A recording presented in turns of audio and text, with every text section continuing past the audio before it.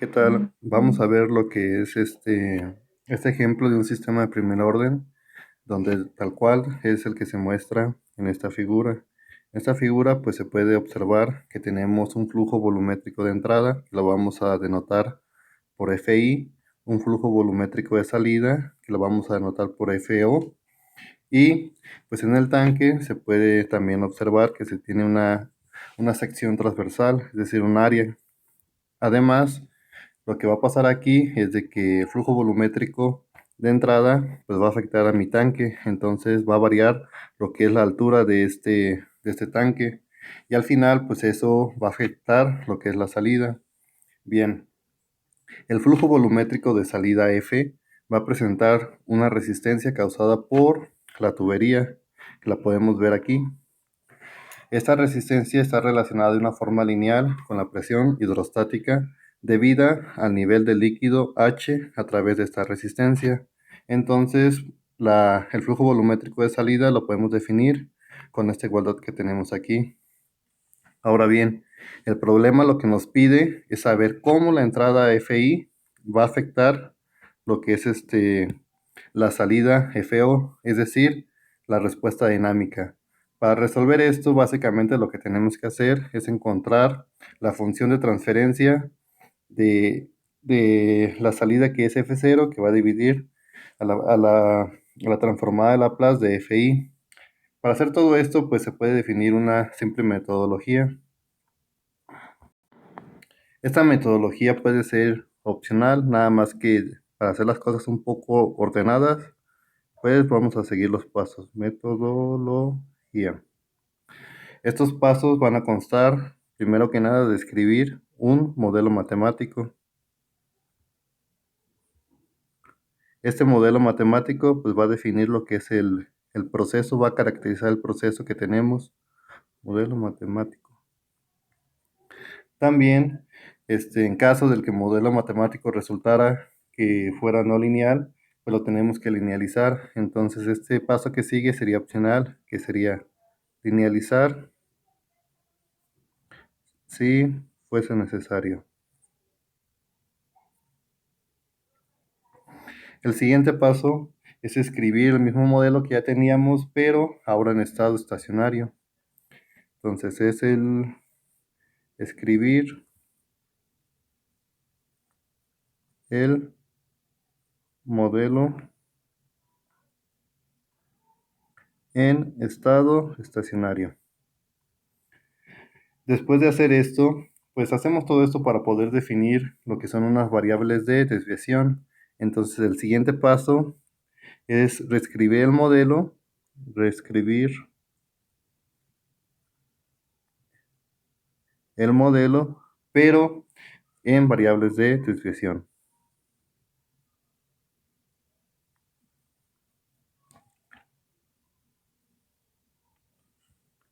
Una vez que ya tenemos ahora sí el modelo final en variables de desviación, pues simplemente tenemos que obtener la transformada de Laplace de este modelo. Entonces, obtener su transformada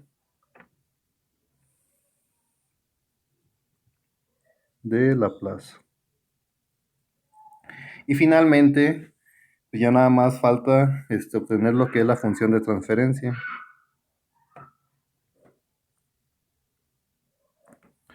Obtener su función de transferencia. Bien, entonces pues vamos a comenzar con el primer paso. Bueno, entonces el primer paso, que es el modelo matemático, pues vamos a utilizar lo que es la ecuación de balance de masa total. Para esto simplemente lo que tenemos que hacer es escribir esta ecuación en su forma dinámica. Es decir, vamos a... entonces tenemos balance de masa total. Balance de masa total. Que tal cual. ¿Cómo se va a definir? Pues va a ser la acumulación de masa. La acumulación de masa. Acumulación de masa dentro del sistema por unidad de tiempo. Esto que va a ser igual, pues tal cual va a ser a la masa total de entrada. Sería masa total de entrada igual por unidad de tiempo menos la masa total de salida. La masa total de salida del sistema por unidad de tiempo. Entonces, esta es la ecuación en su forma dinámica. Ahora pues vamos a poner lo que son variables. Vamos a recordar primero que nada que aquí en la figura pues habían definido, pero tenemos que ver qué es variable, qué es constante. Tanto el flujo volumétrico de entrada como el de salida pues son variables, es decir, son funciones del tiempo. Dependen del tiempo, al igual que la altura h. El área pues tal cual va a ser constante y la resistencia también van a ser constantes. Entonces, nada más recordar que la masa es densidad por volumen, entonces vamos a utilizar eso para escribir esto en su forma dinámica. Y recuerden que la acumulación de masa con respecto al tiempo, pues tal cual se puede ver como una derivada del volumen. Entonces, esto viene siendo igual a la derivada. Y pues también nada más recordar que el volumen es igual, perdón, la masa es igual a densidad por volumen, y el volumen que tenemos aquí, pues como el área es constante, pues simplemente el volumen va a ser el área que multiplica a la altura, es decir, va a ser la densidad, área que multiplica a la altura. Bien, entonces vamos a tener que la derivada de la densidad por la altura, por el área de la sección transversal por altura con respecto del tiempo, es igual a la densidad por el flujo volumétrico de entrada menos la densidad por el flujo volumétrico de salida. Y pues nada más recordar que el flujo volumétrico pues está dado en volumen por unidad de tiempo, entonces pues se sigue cumpliendo lo que son las unidades. Si quieren vamos a poner las unidades. Sería aquí digamos metros cúbicos por segundo. El área es metros cuadrados, la altura es en metros. Aquí es igual metros cúbicos por segundo. Y para que las unidades coincidan, la R debe estar en segundos sobre metros cuadrados. Bien, entonces, pues aquí se hace una importante suposición, la cual es de que como el líquido en el tanque está bien mezclado, pues la densidad en la entrada, en la salida y dentro del tanque, pues es la misma. Y como es constante, pues la puedo eliminar de esta ecuación que tengo aquí.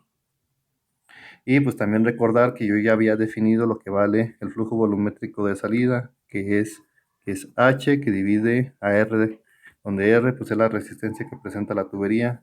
Entonces, reescribiendo esta ecuación, voy a tener, y recordar que el área también es constante, entonces la saco fuera de la derivada, tendría A por la derivada de la altura con respecto del tiempo, es igual al flujo volumétrico de entrada menos H que divide a R. Esta es mi ecuación que modela el proceso de este tanque. El siguiente paso es linealizar el modelo si fuese necesario, pero pues, tal cual la ecuación 1 es una ecuación lineal, una ecuación diferencial ordinaria lineal. Entonces el siguiente paso es que es escribir el modelo en estado estacionario. Pero nada más recordar que estado estacionario es cuando no hay dinámica, cuando no hay cambios, es decir, cuando la derivada es igual a cero. Y además, pues que nada más, digamos, todas las variables ahora van a ser constantes.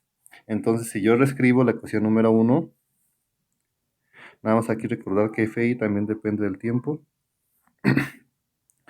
Si yo la reescribo para hacer lo que es el paso número 2, que es 1 en estado estacionario, Pues, ¿qué es lo que tendría? Pues recuerden que la derivada va a ser cero, cero por una constante es cero, entonces tendría cero, es igual, en sus condiciones iniciales, voy a denotar, digamos que fi barra es fi que depende del tiempo, pero ahora en su condición inicial, es decir, una constante menos h, y lo mismo para h sobre r. O bien, lo puedo, bueno, lo voy a dejar así, es lo mismo. Entonces, esta va a ser mi ecuación número 2. Ahora, lo que sigue, pues es de que yo debo de reescribir el modelo en variables de desviación. ¿Qué quiere decir con variables de desviación? Una variable de desviación la vamos a definir, una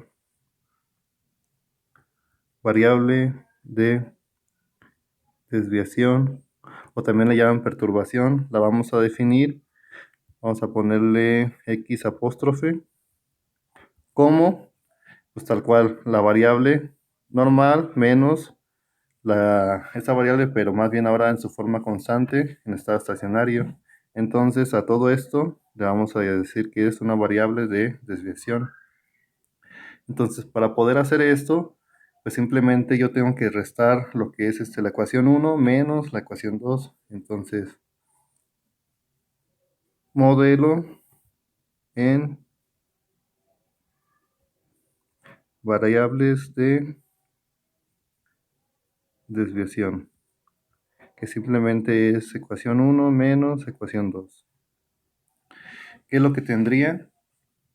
Pues tendría esto, tendría a por la derivada de h de t con respecto del tiempo es igual a fi de t menos fi barra menos h sobre t r más h barra r. Recuerden, aquí menos por menos es más. Entonces lo que yo busco hacer es que esto quede como una variable de desviación, al igual que esto que está acá, y también esto. Entonces aquí vamos a definir que esto va a ser fi, apóstrofe, mi variable de desviación, y esta va a ser menos 1 sobre r, vamos a factorizar r, 1 sobre r, h apóstrofe, que depende del tiempo. Es mi otra variable de desviación. Ahora, ¿qué pasa con la derivada? Pues la derivada se sigue quedando igual, pero como ahorita yo quiero toda la ecuación en variables de desviación, pues vamos a aplicar el siguiente, por así decirlo, truco. Es decir, si yo tengo que a por la derivada de h, pero en su variable de desviación, esta pues va a ser igual a la que ya tenía, que es a por la derivada de h de t con respecto del tiempo. ¿Por qué es igual? Porque al final de cuentas, si esta yo la regreso a sus variables originales, tendría a es igual a t, h que depende del tiempo, menos h barra, y pues tal cual, entonces yo tendría que sacar la derivada de este término y la derivada de este término. Y recordar que la derivada del segundo término es cero. Entonces, pues se sigue cumpliendo esta igualdad. Bueno, entonces ahora sí vamos a escribirla bien. Entonces, el modelo en variables de desviación va a quedar de la siguiente forma. A por la derivada de h apóstrofe que depende del tiempo es igual a fi apóstrofe del tiempo menos 1 sobre, aquí está, 1 sobre r, h apóstrofe que depende del tiempo. A esta es mi ecuación número 3. Bien, entonces ya nada más hace falta el penúltimo paso y el último paso. El siguiente paso es obtener su transformada de Laplace. Entonces, transformada de Laplace de 3. ¿Esto a qué va a ser igual? Pues nada más recordar, aquí tendría a La derivada, digo, la transformada de Laplace de una derivada, pues ahora es la función compleja S, y vamos a seguirle llamando, pero ahora no depende del tiempo, ahora va a depender de lo que es la variable compleja S menos esa misma, pero en su condición inicial, que es cero. Esto es igual a fi, es igual a transformada de Laplace de una función que depende del tiempo, ahora va a ser esa función, pero que depende de la variable compleja S, menos 1 sobre R, H apóstrofe de S. Y bueno, pues ¿para qué se hizo todo esto de las variables de desviación? Pues se hizo para exactamente no lidiar con esta condición inicial. ¿Por qué? Entonces vamos a ver, si yo tengo h apóstrofe de 0, entonces recordar cómo definí mi variable de desviación, pues viene siendo h en 0 menos h barra.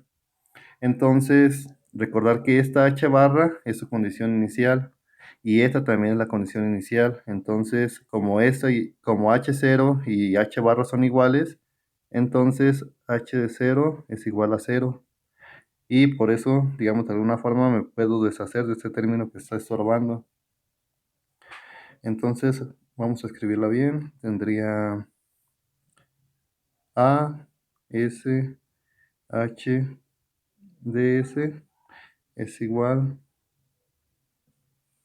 a fi ds menos 1 sobre r h apóstrofe ds. Y esta la voy a poner ecuación 4. Pues tal cual, ahorita nada más lo que se hizo pues fue la transformada de Laplace. El último paso que falta pues es obtener la función de transferencia. Entonces la función de transferencia, recuerden, es el cociente de la salida sobre la entrada. ¿Cuál va a ser la salida? Pues la salida es esta. Va a ser es el flujo volumétrico de salida que lo habíamos definido, que es H sobre R. Y la entrada, pues es el flujo volumétrico de entrada, que es FI. Entonces, pues aquí vamos a hacer algo de álgebra. Entonces yo quiero que sea la salida sobre la entrada. Entonces tendría, este que está acá lo paso del lado izquierdo. Tendría, vamos a factorizar de una vez, h de s es igual a as más 1 sobre r. Y esto es igual a fi apóstrofe de s. Y pues tal cual, mi función de transferencia ahora va a ser igual a h apóstrofe de s sobre fi de s es igual a 1 sobre as más 1 sobre r. Y de alguna forma aquí podríamos decir que ya acabamos, ¿no? Y pues sí, nada más muchas veces, pues siempre llevamos lo que es la función de transferencia a la forma estándar. ¿Cuál es la forma estándar? La forma estándar de una ecuación de primer orden estándar la vamos a definir como una ganancia K, que es constante, por una tau S más una, donde K, lo voy a poner acá, K es la ganancia del sistema y tau es una constante de tiempo. ¿Para qué nos sirven la K y la tau? Pues simplemente la K nos va a decir hasta dónde va a llegar nuestro sistema, cuál va a ser su valor máximo. Y la tau pues tiene que ver con la rapidez de lo exponencial, es decir, cuánto va a tardar en llegar a ese valor en estado estacionario. Entonces, lo que mi función de transferencia que es esta, la tengo que reescribir en la forma estándar. Y aquí, digamos, el truco para hacer esto es de que la forma estándar tiene tau s más 1. Al final tiene arriba una constante, abajo una constante y un 1. Entonces, yo debo de hacer que aparezca ese 1. Pero yo tengo 1 sobre r. Para hacer que eso aparezca, pues simplemente lo que voy a hacer es multiplicar por un 1 esa ecuación. Es decir, tendría h de s fi de s es igual a 1 sobre AS más 1 sobre R. Y pues todo eso lo multiplico por un 1 para no afectar. Entonces, ¿qué tendría? Tendría H de S, FI de S es igual a R, que va a dividir ARS más R sobre R, pues va a ser igual a 1. Entonces ya llegué a mi forma estándar. ¿Qué me quiere decir? Casi no se ve bien.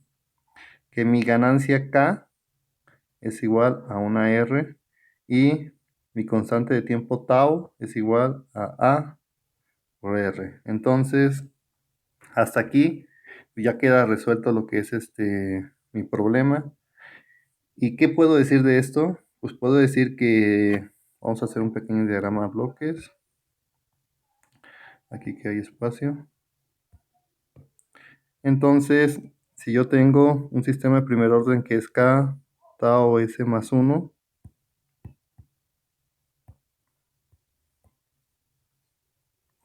y ese sistema, digamos, pues yo lo voy a excitar con una entrada tipo escalón que es 1 sobre S. ¿Qué es lo que voy a obtener? Pues voy a tener una respuesta. Esa respuesta, déjenme ver, esa respuesta tiene esta forma.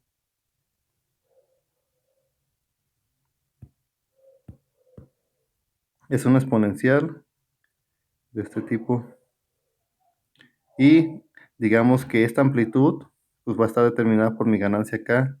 Y este tiempo, digamos, esta respuesta transitoria, pues va a estar determinado por mi, va a estar dada por mi parámetro tau. Y bueno, pues al final de cuentas, pues tau es una constante de tiempo que me va a decir la rapidez en mi sistema de primer orden. Entonces, pues digamos que hasta aquí pues ya queda caracterizado lo que es mi sistema. Es decir, yo ya sé cómo va a afectar mi entrada a mi salida F de 0. Bueno, pues sería todo. Muchas gracias por escuchar.